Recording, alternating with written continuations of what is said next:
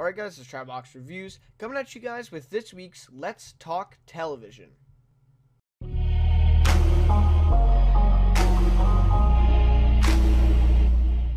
Alright, so welcome, fifth episode now of Let's Talk Television. We are here.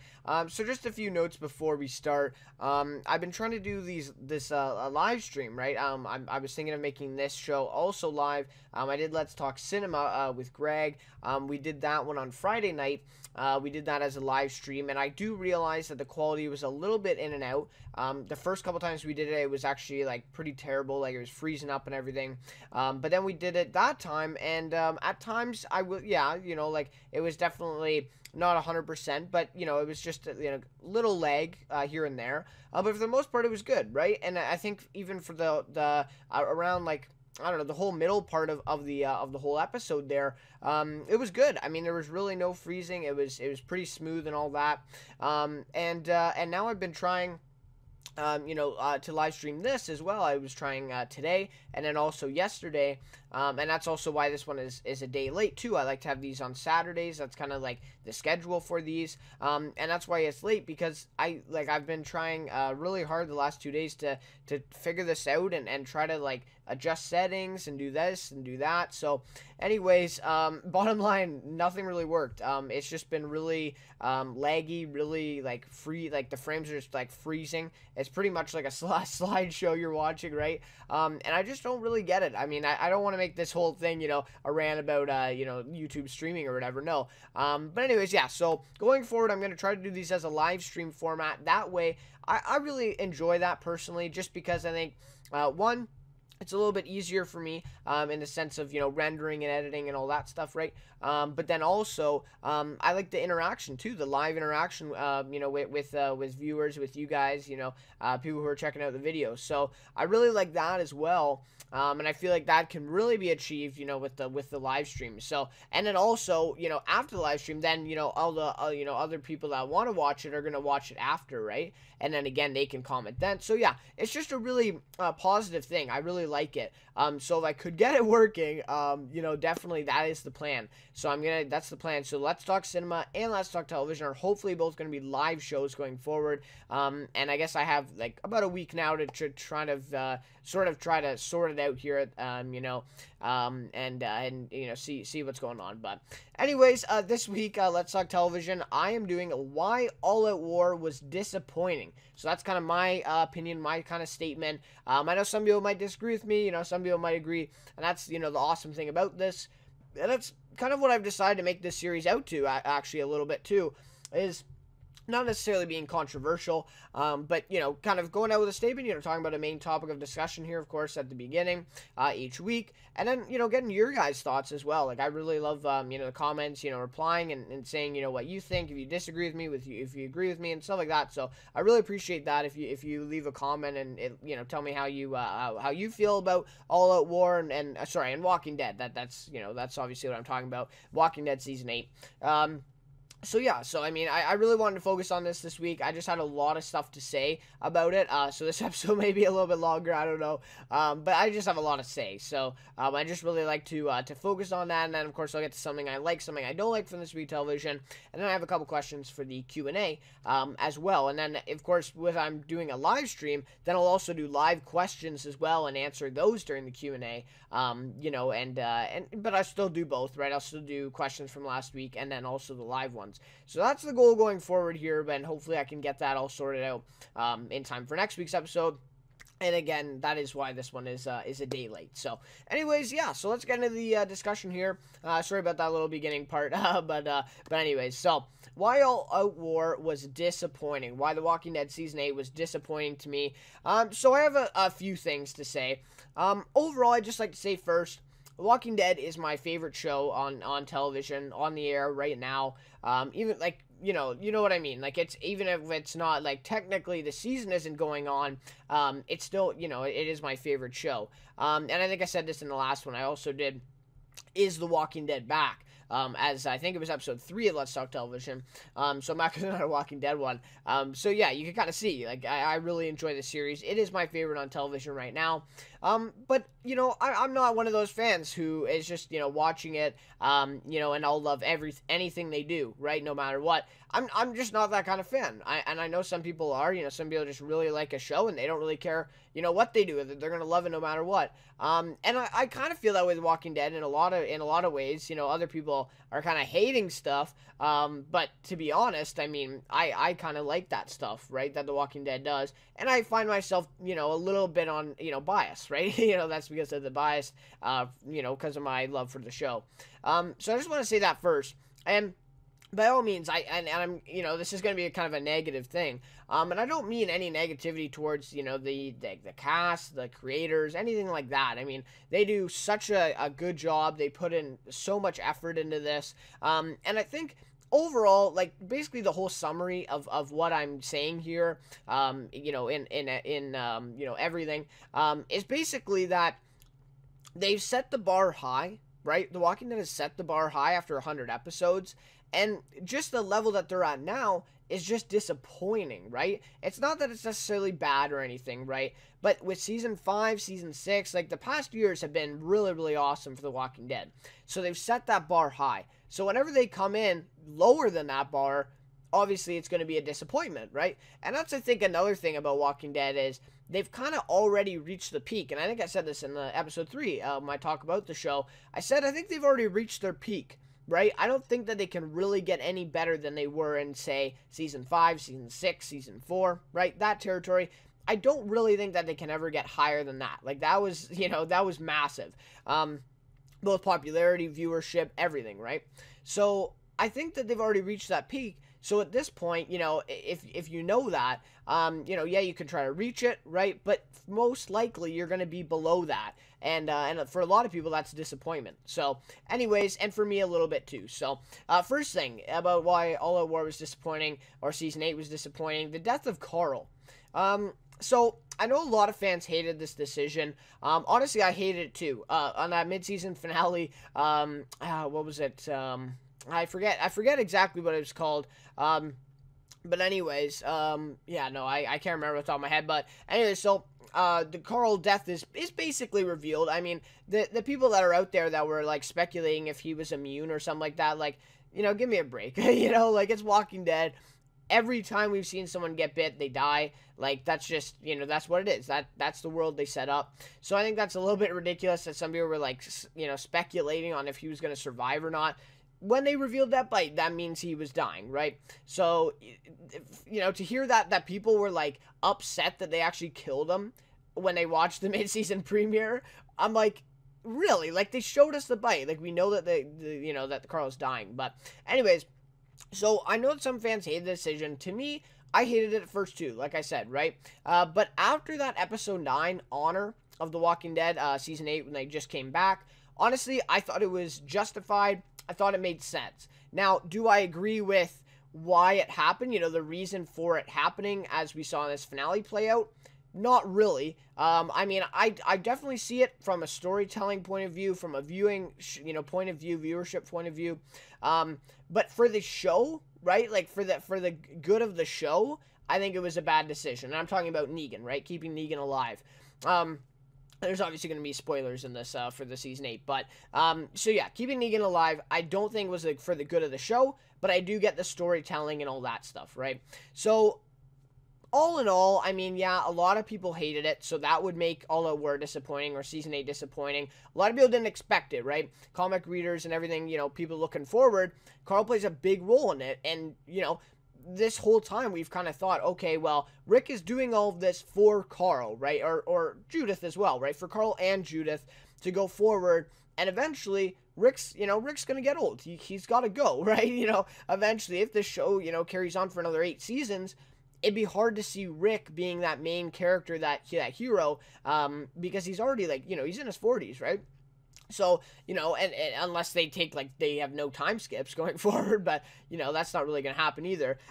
So anyways, you know, a viewer that's been with the show since season 1 is probably going to think, oh, well, you know, the whole thing is to show us Carl. Carl's going to be the new Rick, basically, you know, eventually. But he's dead, right? They decided to kill him. So it was obviously a controversial decision. But I thought after episode 9, it was justified.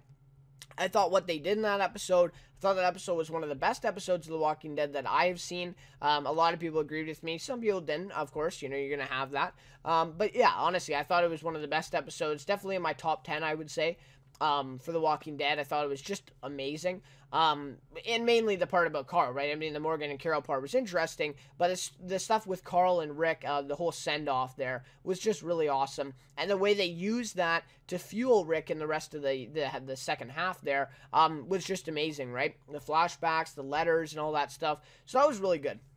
But anyways, that would definitely, make it a little disappointing. Like I said, a lot of people didn't expect that. So having that, people probably would have rather had, Tara die or really any other character except Rick die at that point. And they decided to kill Carl off. So that was a big decision that they made. No big character deaths in a war. So this was like, and you could argue, I mean, some people are saying that All Out War was 2 years. I don't agree with that. I think All Out War was season 8 entirely. I wouldn't agree with you if you said, well, ever since Negan stepped out of the RV, for example, in season 7 premiere, that's when All Out War started. I don't think so, because even in that first half of season 7, I mean, Rick is working for Negan. He, that episode Service, like, he's basically, listening and doing whatever Negan says, all right? So I wouldn't really call that All Out War. You know what I mean? Totally, season 8, all of season 8 was All Out War. I can totally agree with that. But saying that season 7, for example, Abraham and Glenn dying during the war, no, I don't think that was war times, right? You know what I mean? Even though, I mean, in season 6, towards the end, not tomorrow yet, you had them attack that satellite station, and kill quite a lot of people, like, at least, 25 people. So that was big, but I still wouldn't really call that war. So saying that Abraham and Glenn, Abraham and Glenn died in the war, I don't think so, right? But other than them, I mean, like, in the actual season 8, I mean, you had Aaron, you had Carson, the Dr. Carson. I mean, that is just about the extent of the deaths. And of course, Carl, And Carl was a huge one, right? I mean, you got Rick and him. I think he's definitely a number 2, right? With the most important characters, going forward in the story. For sure. I think Carl, it maybe even be number 1 over Rick. So that was huge. I will admit. But really, you're not going to have anyone else die, not Tara. I mean, you had Tobin, right? You had Tobin die in episode 13 as well. But, I mean, I don't know. He's not a big character. Carson is not a big character. Aaron's not a big character. I mean, you don't see these guys every episode. And in the past, I mean, Too Far Gone, you had Herschel die, right? So that was a big death in that sort of battle/war. I'm trying to think if anyone died in No Sanctuary, like that area there. I mean, Bob died, but I don't, it wasn't really from that war. Or that battle being fought. But yeah, I mean, I just don't really get, you're going to say it's all out war and everything, but no one dies. No one big dies except for Carl. And Carl was not really, truly a victim of the war either. I mean, he literally just went out to the forest and got bit by a walker during the war. It wasn't from the war, you know what I mean? So even him, I mean, you can make an argument that he didn't die in the war either. And if you don't count him, like I said, you have 3 deaths of characters who you'd see once every 3 episodes, once every 4 episodes. So yeah, anyways, just not a lot of deaths. And for a show that has a lot of deaths and has shown that in the past, that not afraid to kill off important characters, right? Like Glenn and Abraham, for example. In the history of the show, I mean, Lori, every big character has had its moment where you're not sure if they're going to survive or not, except for Rick and Carl in the past probably. But yeah, just really ridiculous that they would have no character deaths in the war. And a lackluster finale. So now I'm going to talk a little bit about the finale here. So I would say there's been no payoff for 1.5 seasons of war. And this is back to my point. I think season 8, I think you could argue that season 7 second half was war, because technically, I mean, Rick is against Negan at that point. He's made the decision to now go against him and start the war, but they don't really call it all-out war, because they're not actually battling, right? Except for the season finale. I mean, that was a battle. That was definitely, a big battle.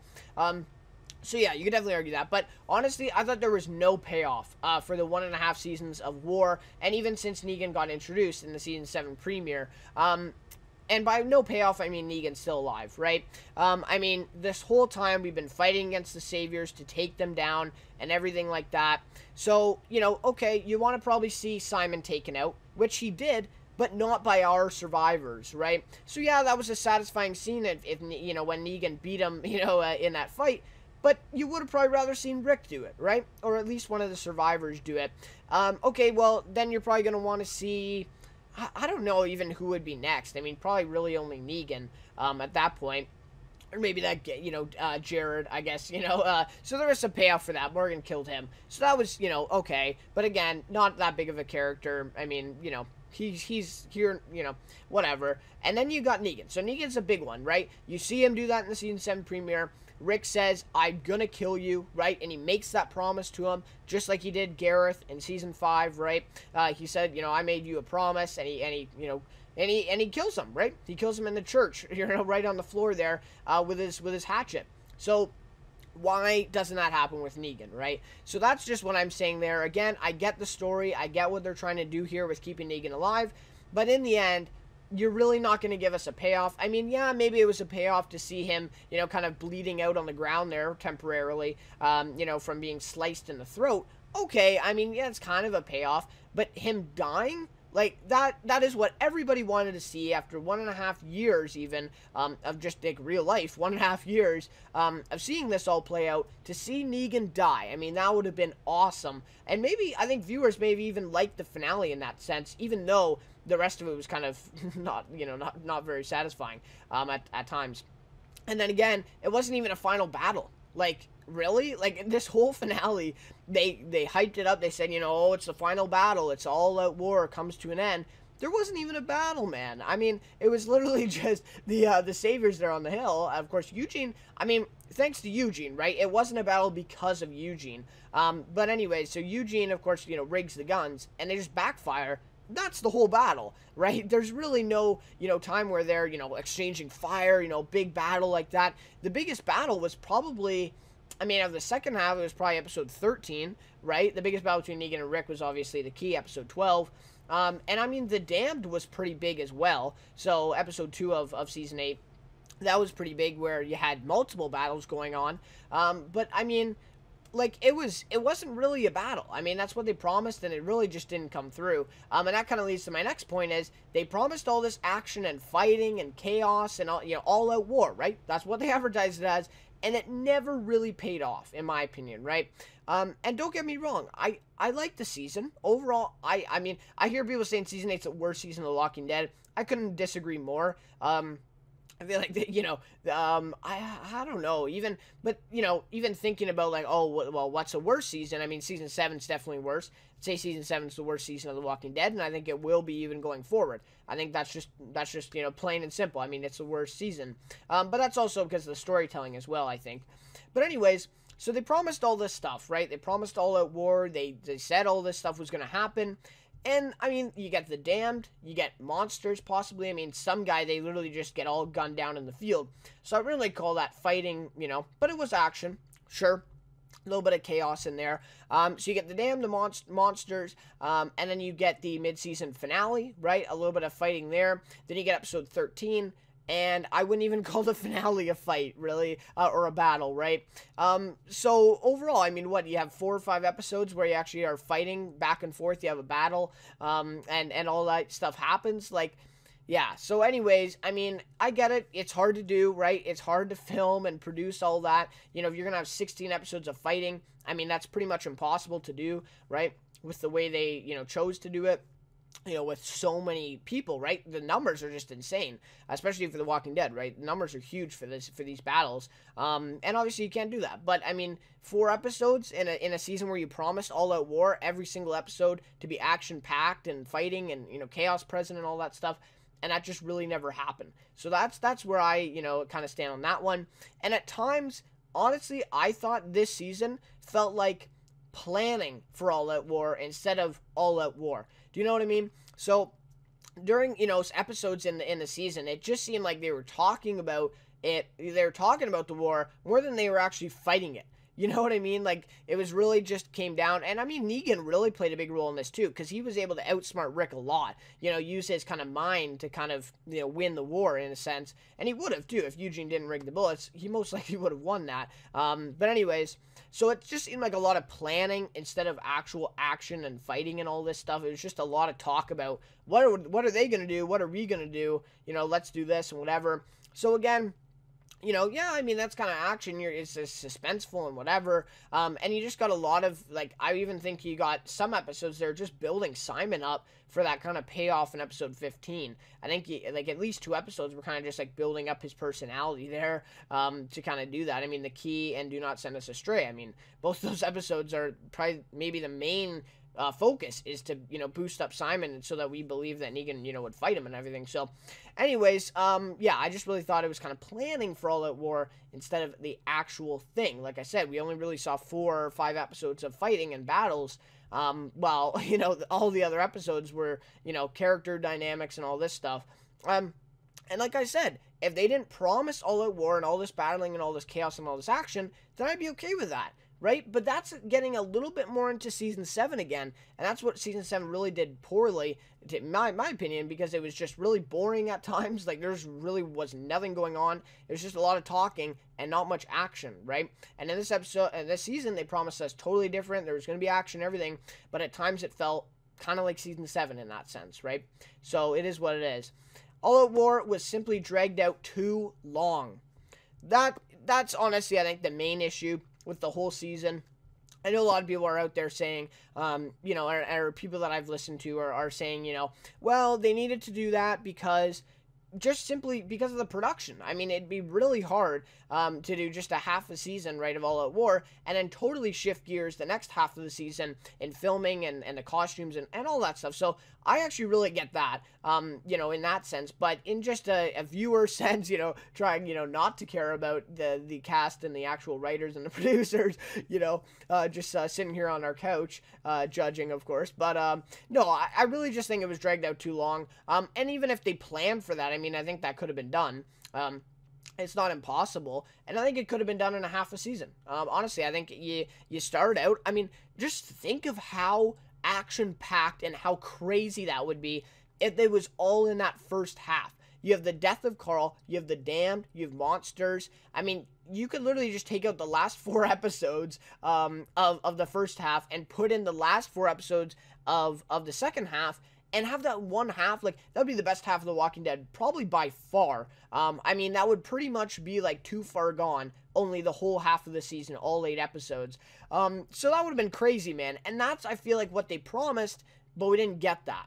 So I think with it dragging out the whole season, all 16 episodes, that is exactly why you have those planning for All Out War scenes where it's boring, kind of down, you have characters talking back and forth, but you don't really have them fighting the war. So that's my opinion there. I think that was kind of the main issue, the main catalyst here for what happened, for what made it kind of disappointing overall. So anyways, again, you know, yeah, would it be possible to do it in a half? It's probably better for them production-wise to do it to the whole season. So I get it. I mean, you know, at the end of the day, we have to understand that, right?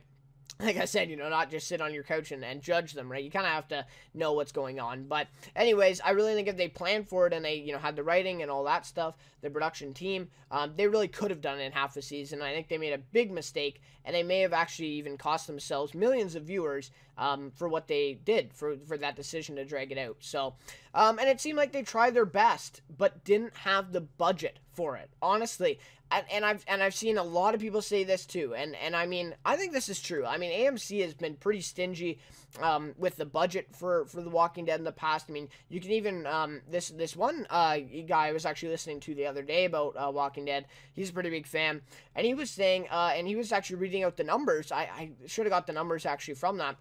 It was from some article. But anyways, the numbers are saying, like, literally for season 1, they had a higher budget, and then each season they've kind of gone down, and season 8 was one of the lowest budgets of the show. They're doing All Out War in season 8. You have millions and millions, you know, the show's so popular, and it's really, like, AMC's biggest show by far, right? I mean, like, it's crazy. And AMC is still not giving them the budget for it. And I think this, the stat said, I think it was like 2.3 million or 2.5 million an episode. I mean, Game of Thrones is spending, close to 8 million, or even maybe 10 million an episode, and Walking Dead is getting by on an all-out war season with 2.5 million an episode. AMC, give them the money to do what they are going for here.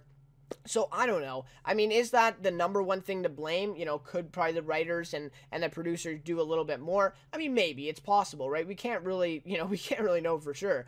But obviously a bigger budget would have probably helped. And I don't know. I just really felt like at times you could kind of see it showing. I mean, in the finale, you could really see it. I mean, it just really didn't look like they had the budget to fire guns back and forth. So they just had that Eugene story to kind of do that. You know what I mean? And then they didn't have like any fighting afterwards, barely. And then had the saviors surrender and all that. So it just seemed like they were kind of holding back at times when this is the season that they shouldn't be. You know what I mean? And it really seemed like the writers didn't want to, but honestly, I think the budget just restricted them at the end of the day. And like I said, I don't think that's the number one reason for this, but it's definitely there. I think it's definitely a component of this.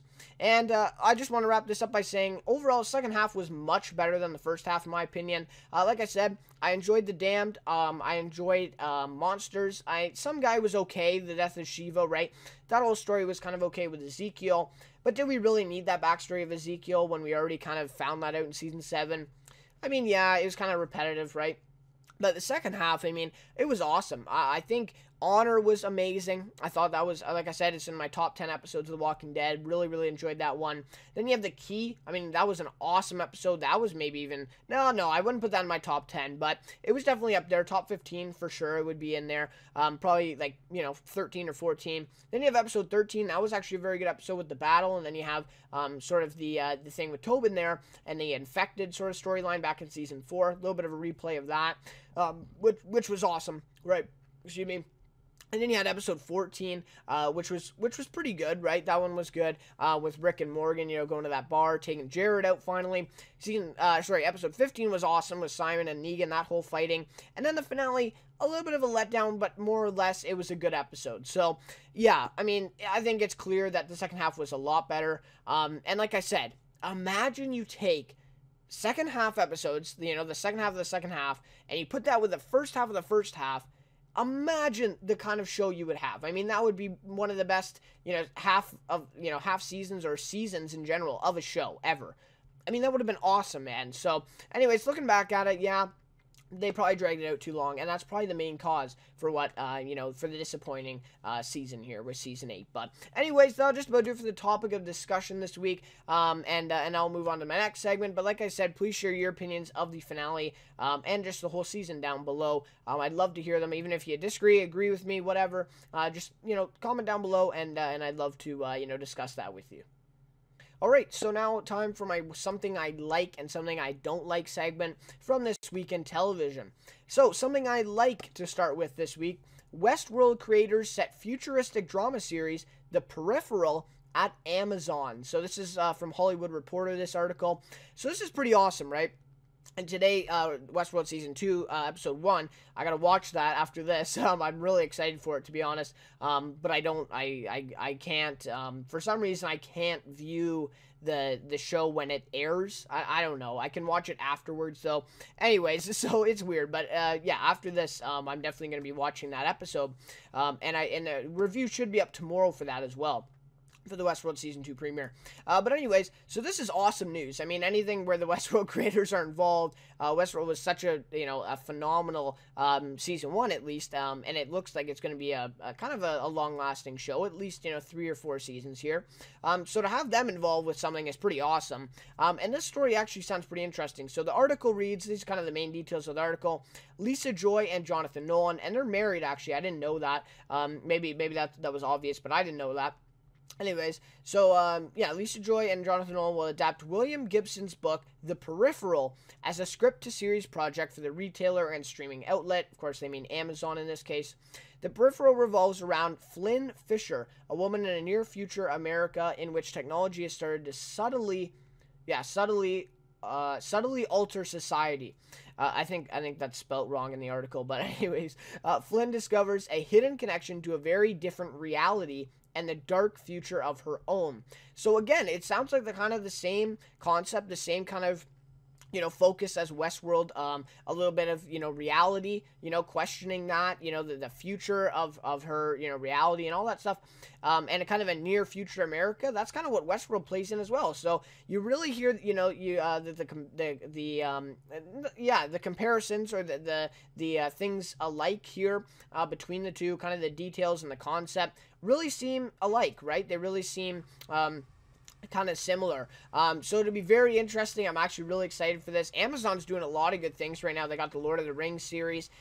They got this, and they got a couple other things I've been reading about too. So they're really turning into something here, and I have a feeling that a lot of people are going to be, getting that Amazon Prime or subscribing or whatever, in the way that Netflix kind of had that big flurry. I would say that, a year or two ago. I think still now their numbers are amazing, but now I think it's kind of bottomed out that everyone that kind of, was a part of the big Netflix frenzy has kind of had Netflix now for a bit. So anyways, I think Amazon's the next big thing here. Crave TV, I haven't really heard much about lately, and Hulu, not really. So Amazon, I think, is going to be the next big streaming thing. And then picking up this, working with Westworld creators on this is going to be awesome. So I'm really excited for that. I'm looking forward to it. Of course, it's, long ways down the road now. I mean, we might see it in 2019. I don't know. It's possible. Maybe we will. I don't know. I'm not exactly sure. I don't think it says in the article the release date or anything like that. Just the news of what has happened. So really, really awesome here. That Amazon kind of agreed with this, and it sounds like a very interesting story. So William Gibson's book, The Peripheral. So that is, the series will be called the same thing, I think. So anyways, yeah, really good stuff there. So that's on Hollywood Reporter. I'll have that article, both links to these articles down in the description, of course, as always. Something I don't like from this week of television, sticking with The Walking Dead here. The Walking Dead Season 8 finale was the least watched finale since Season 1. Just like that's just a crazy thing to just read that article title. So I had to include it in the episode here. And this one's from bloodydisgusting.com. I've actually never really heard of that before until I saw this article. But anyways, article reads, on paper, this past Sunday's Season 8 finale of The Walking Dead was one of the biggest in history, promising the epic finale to the years-long all-out war storyline that was being billed as a big-time game-changer for the series. Again, really, comes back to what I was saying about it too, about the kind of the advertising, all this big stuff. But even you see in the viewership here, it wasn't as big as they were saying, obviously, because they just really didn't get the viewers. So anyways, so so it goes on saying it seemed to be a must-watch episode to say the least. Unfortunately for AMC, the ratings didn't reflect that. So exactly right, exactly what I was saying about, it was supposed to be a big episode, must watch, end of All Out War, but it wasn't, it just really wasn't. So the numbers are in, and Wrath, that's the name of the episode, was the least watched finale of The Walking Dead since Season 1 back in 2010, when the show was just starting to grow its audience. So 8 years ago, they had a least watched finale, and that's it. So crazy stuff. The Season 8 finale pulled in 7.9 million viewers, which I will say, 7.9 million viewers is awesome. That's phenomenal. I don't think AMC is going to be upset with 7.9 million viewers, ever. For Walking Dead, yeah, that's pretty low. But if you look a lot look at a lot of other shows on television right now, 7.9, a lot of shows would dream of that number. So to say, oh wow, we got to put that in perspective. 7.9 million viewers is still a ton, but just for The Walking Dead, it's pretty low. I'll get to the, I'm going to read the numbers from every single season finale so far, and then you'll kind of get a sense. So, and I assume that people know, it's a popular show. Anyways, Season 8 finale pulled in 7.9 million viewers, down significantly, over 30% from the 11.31 million viewers who tuned in for the Season 7 finale last year. So even in a year's time, even in that Season 7 finale, Season 7, in my opinion, the worst season of The Walking Dead, a lot of people agree with me, they still got 11.31 million, and this one got 7.9. So just crazy stuff. So anyways, I'm just going to read off.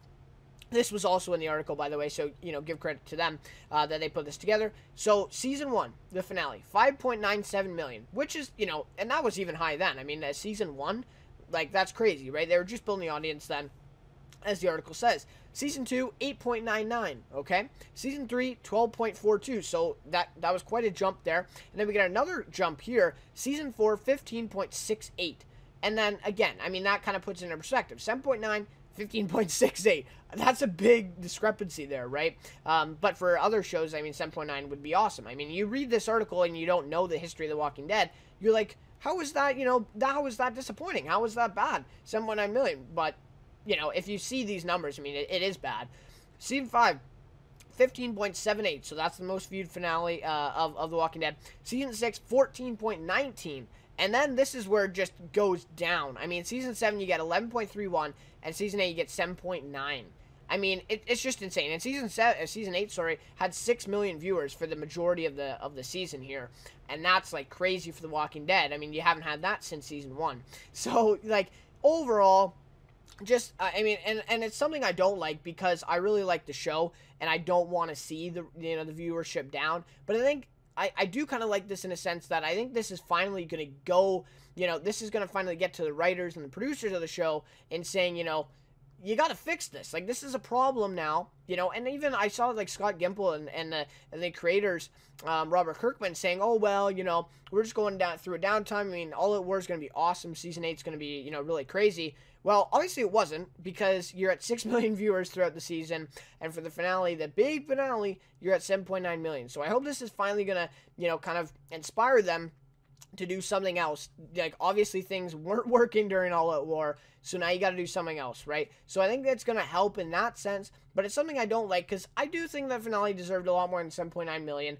Honestly, the work they put into this whole season, the stuff with Carl and Rick was honestly amazing. I thought that stuff in the finale was done that was just awesome. I mean, that was almost perfection, the way they did it, where they connected it all back. My mercy prevails over my wrath. That stuff, that was just really awesome all the way through. But other than that, I mean, it was a little bit of a disappointing finale. So, yeah, I do think it deserved more than 7.9, but I think this is also going to be helpful going forward. I think this is going to tell the creators, yeah, you probably don't want to do that again. You know what I mean? Because, comic book readers know, fans of the show know, the Whisperers, that big war, is going to be coming up probably in Season 9, maybe Season 10. So, hopefully they're not making that mistake again the way they did with All Out War. And, well, for one, not letting the main villain live, right? So, anyways, there's a lot of stuff they can learn from this, and I think this 7.9 number is going to propel them to that. So, anyways, that'll just about do it for that segment. And, yeah, so let's get to the Q&A segment now. Got a couple questions here. So, my buddy Shane St. Laurent, we were kind of going back and forth. Last week, I talked about Aaron Paul. He posted on his Instagram a picture of him back at AMC. That's a big deal for a lot of Breaking Bad fans, right? Obviously that kind of leads us to believe, oh, he's going to be in Better Call Saul Season 4 possibly, right? Is that what this means? And, all this speculating and all that stuff, speculations. But Shane makes a good point here, actually, and he commented or asked, how jazzed would you be if he was there to discuss a Jesse show? I'd be down for it. I couldn't agree more, Shane. Honestly, like, that would be so awesome. I didn't really even think of that. Right away, I just thought, oh, I mean, like, he's going to be in Better Call Saul Season 4, or a possibility, but a Jesse show, like, that's actually a really good point, and I definitely agree with that. I mean, I'd be crazy excited. I mean, that would just be amazing, if somehow they picked up after. I don't really think you can do it before, because he'd be, like, 18, but an after, right, resume exactly when he's in that car driving away. That would be insane. I mean, for someone who, Breaking Bad's my favorite show of all time, it just is. I mean, I just love it. I mean, you can see the background, right? Breaking Bad's awesome, and I mean, to see a Jesse-focused show, oh my gosh, like, that would just be amazing. I don't know, maybe that show may even top Breaking Bad, if Vince Gilligan and the creators come back and kind of do that show next. That would be awesome. I've heard that they might do a Gus Fring show, kind of looking into more of him, but he's now been in Better Call Saul, so I really don't know exactly where they're going to go with this, but I honestly, and I think Shane and I discussed this in one of the other episodes, and saying, oh, well, do you think, how many spin-offs do you think they could do? I think it's unlimited. I think you really still have this fan base captivated from Breaking Bad, and I think anywhere between now and like the next 10 years, any spin-off of the Breaking Bad series, you're at least going to get, a few million, honestly, viewers who are going to watch it and really love it. So it is, it is what it is. We'll have to see what what it is, what, Aaron is there for. Maybe it was just a spoof. I'm sure we'll find out, coming in this year, I would assume. Especially, as we see the season of Better Call Saul and he's not in it, then we'll know. But yeah, if he's there to discuss the Jesse Show, man, that would be amazing. Like, that would be awesome. Now, would Aaron Paul be open to that? I haven't really seen him in any other big projects, to be honest, after Breaking Bad. Like, he hasn't been in anything huge. I mean, yeah, he's had some things, been in a couple of movies, I think. But nothing big. So, going forward, I mean, for him as a career choice, I think getting his own show would be like insane. I think for him, that would really be good. And I think he'd get back to that level that he was at Breaking Bad. When Breaking Bad was on. So that's my opinion there, Shane. Thanks for the question again, Shane. You're, I really, really appreciate the interaction there with you and the discussion. So anyways, then we have Greg Rempel, another buddy of mine. So he posted a question here. He says, "I'm really enjoying this series, man. Keep it up." Well, thank you, Greg. And I'm really enjoying that Let's Talk Cinema series with you as well. So, and for sure, check that out if you haven't already. It's on the episode 1's on the channel now. But anyways, so he says, "I got another question for you." All right, thanks. So he says, "What movies are you most looking forward to this summer, and which ones will you be doing reviews for?" So, yeah, so that's actually a really good question, Greg. I know this one's Let's Talk Television, but really, any questions really welcome. So, anyways, Paternal, I was gonna check that one out, but I ended up again, like HBO. I mean, I said this about Westworld as well. Like, it's really weird. I mean, I can't watch it when it's on for some reason. It just it doesn't let like me in my area or whatever. It doesn't let me watch it. But I can go on the website or something afterwards, and I can watch it fine. So, anyways, Paternal, I still haven't seen that movie, although I was really looking forward to it. I think I listed it in my most anticipated shows coming this spring because it was a TV movie, right? So I was really looking forward to that one. So as soon as I see that, I still plan on doing a review for it.